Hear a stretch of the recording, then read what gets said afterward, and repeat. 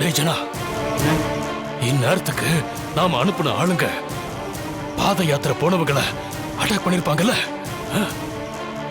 கௌரிய தலை வேற முண்டம் வேறையா வெட்டி எரிஞ்சிருப்பாங்கல்ல. கௌரி சாகணும்டா, சாகணும்.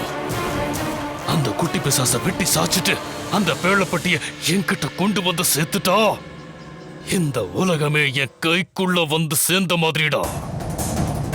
ஆனா இதெல்லாம் நடக்கணும்னா அந்த கௌரி சாகணும்டா, அந்த பேழப்பட்டி என் கைக்கு வந்து சேரணும். டேய் ஜனா, அண்ணே அவனுக்கு போன் பண்ணி அந்த விஷயத்தை கேட்கிற வரைக்கும் எனக்கு பொறுமை இல்லடா. பேசாம ஒண்ணு பண்ணுவோமா? நாமளே கிளம்பி அந்த இடத்துக்கு போயிடலாமா? அண்ணே, இப்ப நம்ம கிளம்பி போனாலும் பாதி வழியிலே தகவல் வந்துடும். மறுபடியும் திரும்பி வீட்டுக்கு தான் வரணும். வெட்டி அலைச்சல்ண்ணே, அதனால கொஞ்சம் பொறுமையா இருங்கண்ணே. ஆமாடா, ஆமா. இந்த நேரத்துல பொறுமையா தான் இருக்கணும், பொறுமையா தான் இருக்கணும். போன் வந்துச்சுடா, போன் வந்துச்சு, போன் வந்துச்சு. ஹலோ, என்னாச்சு? யோ, என்ன கேக்குற? என்னாச்சுன்னு நீதான் சொல்லணும், நானா சொல்லணும்?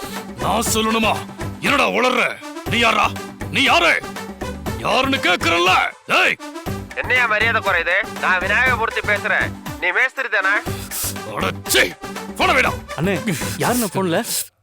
ஏய், ராங் கால் பண்ற நேரமா இது? சரி சரி சரி. டேய், நான் அவங்களுக்கு போன் பண்றேன்டா.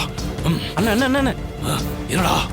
வேண்டாண்ணே, இன்னும் கொஞ்சம் பொறுத்துங்கண்ணே, இப்ப கால் வந்துடும். ஏய், போன் வரல. என்ன நடந்திருக்கும்?